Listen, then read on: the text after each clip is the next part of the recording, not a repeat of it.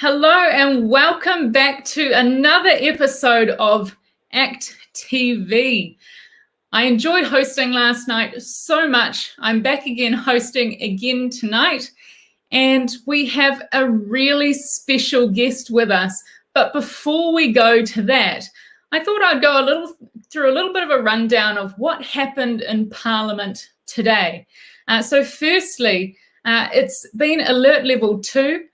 So many people have gone back to their jobs, but unfortunately, there are many people still stuck at home up in Auckland, but also throughout our community. I know many hospitality businesses still aren't opening just because it's so expensive to start up again. And there's so much uncertainty still in our communities. But we had David back in the house talking about the Middlemore Hospital issue. So at Middlemore Hospital the other day, somebody with COVID was put onto a ward with other people using the healthcare system. This is hugely concerning. So David put these concerns to the minister. Really inadequate responses. We heard that there's no real concern with what happened there. We have a huge trust in the system, but of course, David's been approached by multiple people who were on that ward who said this person was coughing and spluttering everywhere. So there is more facts that we need to find, and ACT will be there asking the questions to hold the government accountable for what actually happened. We've also seen today the importance of having ACT back in Parliament. You'll remember from our episode yesterday, David asked the question of pre-departure tests. So 2 months ago, people who came back to New Zealand from New South Wales could enter New Zealand without having a pre-departure test. When David put the question to the Prime Minister yesterday, this was of no huge concern to her. But we see today the government admitting that this was a mistake because they've just changed the rules. So another win for ACT, another win for people who want us to hold the government accountable, and another win for democracy in action. We've had James McDowell in the House asking questions on immigration to do with people who just cannot get back through the border. And what's happening in Afghanistan, and what is the government's response going to be in the future. We've also had David asking questions of the Justice Minister, and if you want to see those videos, head over to their Facebook channels to see those clips in more detail, or head over to Parliament TV. We also had David standing up on our behalf in a general debate slot, asking the questions of, well, what has the government's response been like, and could it have done better? Here is a little clip of David in the House. Only a few months ago, a few weeks ago, in fact, the government started to think about what it might take for saliva testing at the border. Only a few weeks ago, they had 18 months, the world's longest nap. People are enormously frustrated at a government that had so much time, did so little, and pursued so many other avenues during that time. It was focused on its restructuring of the healthcare system in the middle of a crisis. Now that's enough of Parliament, because I'm so excited to be bringing you a special guest tonight, Dr. Murray Horn. Now, Dr. Murray Horn has such an extensive career, it's not possible for me to do it justice, but I'll read off a few of the roles that he's held. He is a companion of the New Zealand Order of Merit, but he's been a secretary to the Treasury. He's a managing director of the New Zealand Bank in New Zealand, a governor at the World Bank, an alternate director of the International Monetary Fund, and importantly for our talk tonight, he's also been chair of the National Health Board and writes papers with Professor Des Gorman as well. Now, this shows us we've got a guest with extensive knowledge of management, of finance, of the healthcare system. So let's bring him on to ask what has been happening with the government's COVID response. So thank you so much for giving us your time tonight, Murray. Hi, Brooke. Glad to be here. So you asked, so how are we going so far? Well, fantastic. I'll just start off with setting the scene. So every day we hear from the Prime Minister and Ashley Bloomfield at the podium of truth that we have amazing vaccine rollouts. We see the numbers being presented. We also see the test results, how many tests we're doing in the community. And it sounds like we're the envy of the world. Is this true? Are we actually doing a good response to COVID, or could it in fact be better? What is your perspective? Well, look, in terms of the vaccine rollout, we went slow and soft. So I think we are now, in terms of the OECD, we're at the bottom of the OECD for forever. After this recent surge, I think we've crept ahead of Mexico, right? So this, and if you look at the number of this latest outbreak, I think 16% of the that got it had one jab, right? So, I mean, no, it's slow and soft is the two words I'd use to describe the vaccine rollout. You compare it even with the UK that had done I think a terrible job up until the vaccine rollout. They created a task force. They put a real dynamo in charge of it. She banged a few heads together, and that's been quite an exemplary performance in the UK. Still short of where they need to be, but I think they're up. I think Israel's 60% of the total population. I think the UK is slightly behind that in terms of 2 jabs, in terms of total population, not just over 14s, right, or 12s. So no, the vaccine rollout I think has been amateurish, I suppose is the right word. I don't know whether you've had yours, but my personal experience of it, once I actually got into the vaccine, place was good. But up until then, it was just a nightmare. The day before I went in, I had someone ring me up telling me that I couldn't go in because the vaccine centre was closed. After talking to them for 5 minutes, they asked me what my name was. So it was appalling. But anyway, let's go back to the other things. The border management. We've had a very leaky border. I mean, I think there was a study done 3 times as many border leaks as Australia. I think that was what the study said. In terms of testing, we've had great numbers when people are really scared. They'll line up, they'll queue for hours. But what numbers did we have before that? And what sort of numbers are we getting now? I mean, the government's sort of saying we're not doing enough testing, and we're not. It'd be a lot easier if we had. It was easier, you didn't have that thing shoved up your nose. I don't know whether you've had that, Brooke, but it's not. I have, unfortunately. I had to have both at the same time. I was so sick that they not only shoved it up my nose, but they also gave me the throat one too. So I got the double. Well, I've heard some airline pilots have had that done 100 times. They must have nasal passages like Mick Jagger, mustn't they? I mean, I can imagine how hard it is to turn up doing a really important, essential role every single day, and then also needing to subject yourself to something being shoved right at the back of your nose. And it seems insane to me that we know that we have saliva testing that could be rolled out, and yet it's not being used. Why is that? I mean, that's look. It's a very poor procurement process. There seems to have been a preferred provider at the beginning that for some reason, and you had another person there whose test passed all the required tests, and they didn't get it, and we've been mucking around for months and months and months. No, that isn't. But look, I mean, the Ministry of Health is a policy shop. You don't give it operational stuff to do. You just don't. And unfortunately for them, and I mean that sincerely, because I've worked with a lot of people in the Ministry of Health over the years, they've been given an almost impossible task.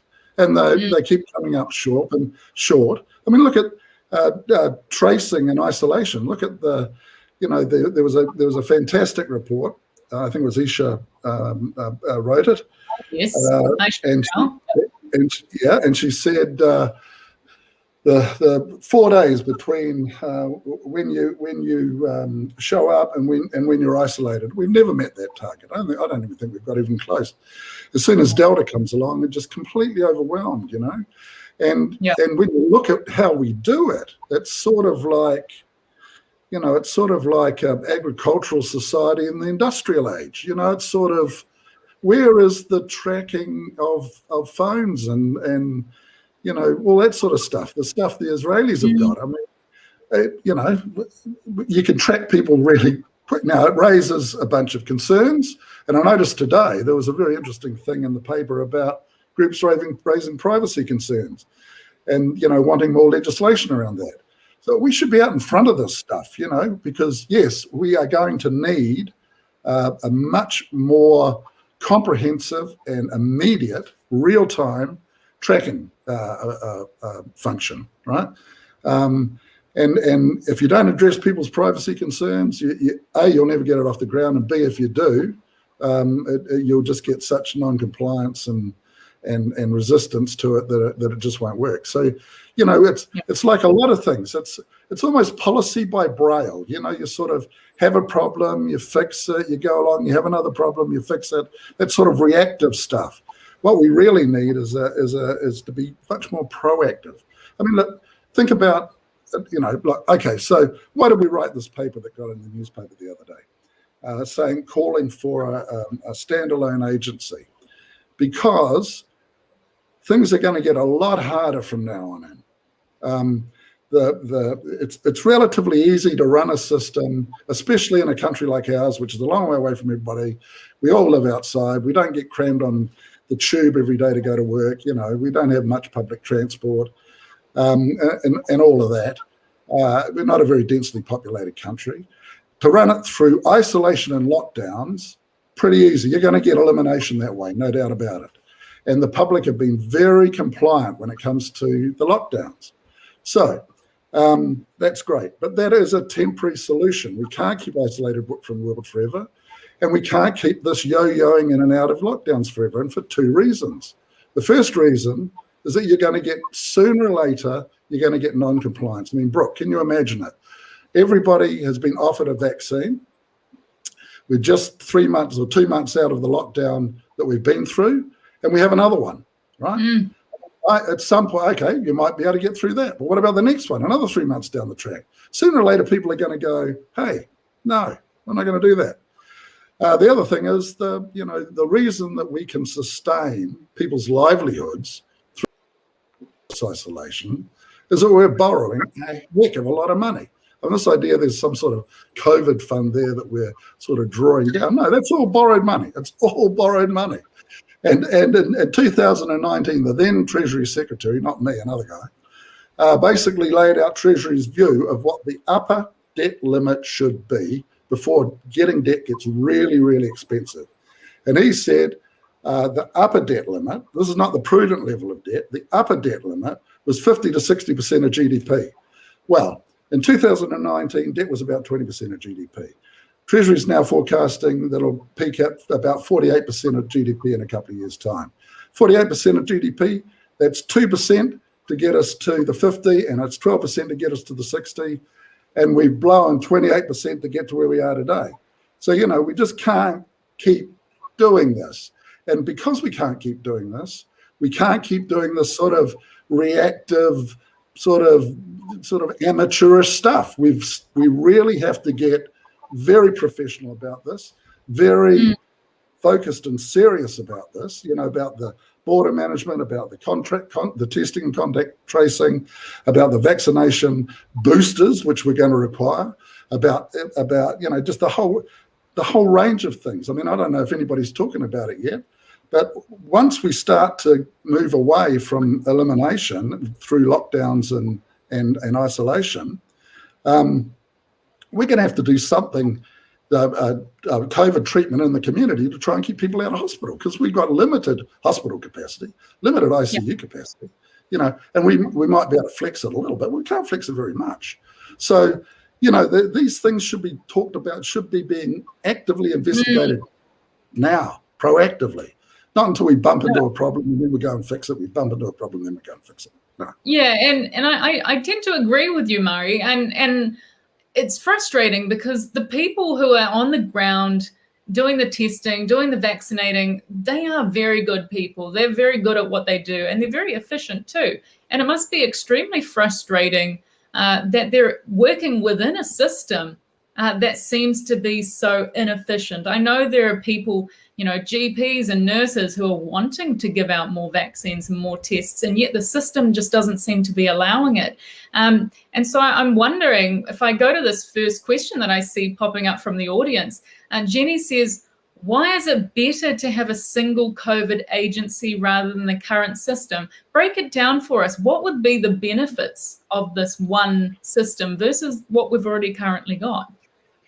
Well, what we've currently got is a whole bunch of different folks working on different parts of the elephant, with the Ministry of Health sort of having a overview. The Ministry of Health is a policy agency. It doesn't do execution and delivery. It doesn't do operational stuff. So let's compare them, say, to Ministry of Primary Industries that does biosecurity for years. It's protected our farms and our orchards and our vineyards and so on from pests and diseases from overseas. Okay, so let's see how they do it. And they're proactive and they're pretty sophisticated. Okay, so one of the things they do, which is really important, is that they have government industry agreements. So they go out to industry, and they've got 24 of the primary. All of the primary sector industries covered, 24 of them. They've got agreements with them. The agreements say they work with these guys about how best to manage it. Then the agreements say, look, we, the government, will be responsible for some stuff. You, the industry, will be responsible for some stuff. We'll pay for this. You'll pay for that. It's all proactive. It's all worked out. It's not, they don't assume that the government knows everything. They know that there's expertise that dotted all over the economy, all over the private sector. And unless you can tap into that expertise and mobilize it, you're working with one hand tied behind your back. I totally sympathize with what you say about these workers. I'd hate to be in the contact tracing thing, we're giving people sticks and clubs when we should be giving them, guns and tanks. It's just not. You've got 30,000 plus people that you need to contact trace, and yet the government is not even telling you that you've got to be doing people through Bluetooth as well. So I think it's really interesting that you make that point, that we have something that's currently working really well when it comes to pest management. We just don't have anything that's working well when it comes to human management. Yeah, that's right. And I think for a country, look, we're all pretty proud of the agricultural biosecurity thing. We should be, But you ask what the difference is. There's a single point of accountability. We know who's accountable for this. They reach out to all the expertise across the whole economy, and they make use of, they talk about the team of 5 million. Crikey dick. The use of the private sector by those guys is I don't know, they're using them at all. MPI uses them in a very structured way. So it's a single point of accountability. Clear responsibilities, clear about what ministers do, what government does, what a governance structure does in the middle, and what management does. Look how surprised the government was when they found out that all these border workers weren't tested. Yeah. Imagine if you're on the board of this thing, right? You're a director on this thing, and you've got Health and Safety at Work Act responsibilities, and ministers discover, that you haven't tested your border workforce. You'd be up in court. You'd be sued. Crikey dick, you may even go to jail. That focuses the mind. Ministers, they were surprised, they were disappointed.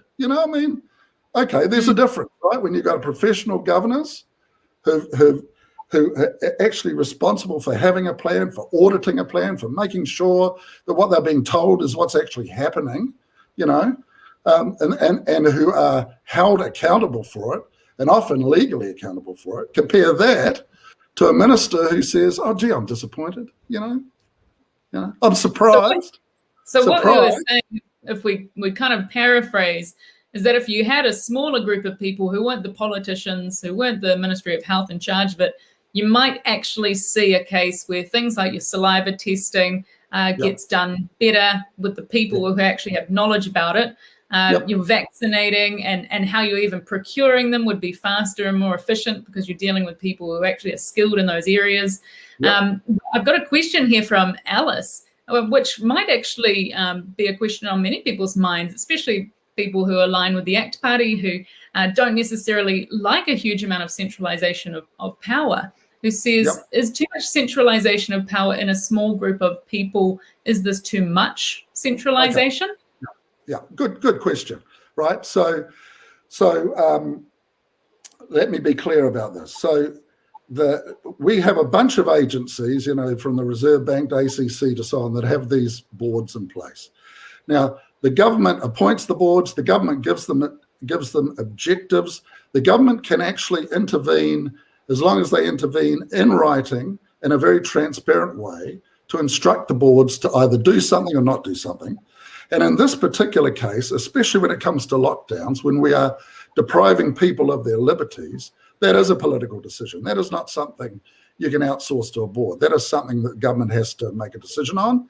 And the government would also have to make a decision on when they trigger this outfit's ability to direct other public agencies. So first of all, I wouldn't want to make a huge new bureaucracy here. We've got bureaucracies all over the place. All I want is something that can direct those bureaucracies. So something that can make sure that they've each got the capacity and capability they need, and that when it comes to when a threshold is triggered, that we have a pandemic and the pandemic response plan needs to be put into action, then it has the power to direct those other agencies. So I'm not thinking a huge new bureaucracy. It is a centralisation of the power to direct, but that is politically controlled. Cabinet would have to trigger that power, and Cabinet would certainly have to be involved if it came to a restriction of people's liberties, right? So yeah, I mean, I'm as anxious as anybody about taking power off citizens and giving it to governments. That has to be a high threshold. But honestly, what's happening now? That's true. All the power, no accountability, right? That's what's happening now. I'm surprised, and I'm disappointed. I also think there's also. Oh, go on. Is it though? When they found out the border testing wasn't going, I'm surprised. If a board member said they're surprised, that'd get them into trouble, and I'm disappointed. That's not accountability. Yeah, and I also think we need more willingness to actually reach out to people who might actually have industry knowledge. I thought it was hugely disappointing when the government had all these advisors and reports coming to it, and it's been so slow on uptake of what they could actually improve on. What's the point in having reports being made if you're not going to actually do anything with any good outcomes from them? Yeah, no. I mean, look, Des and I aren't the only people we've said this twice now. We said it back in August. We're saying it again now.